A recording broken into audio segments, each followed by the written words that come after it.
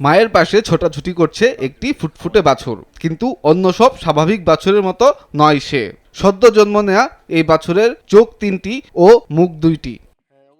সোমবার দুপুরে ঝন্টু ও নবিতা দাস দম্পতির একটি গাভী এই 3 চোখ ও 2 মুখ বিশিষ্ট বাছুর জন্ম দিয়েছে। 5 থেকে 6 বছর ধরে এই গাভীটি লালন পালন করছেন এই দম্পতি। ত্রুটি নিয়ে জন্ম নেওয়া বাছুরটি এখন পর্যন্ত সুস্থ ও জীবিত রয়েছে। ও পাশের বাড়ির পোলাপানি দেখে আমাকে ডাক দিয়ে বলছে, আমরা দৌড়ে যাই, দেখি বাছুরটা জায়গায় মুখটা এরকম, 3টি চোখ আর 4টি মানে নাকের ছিদা।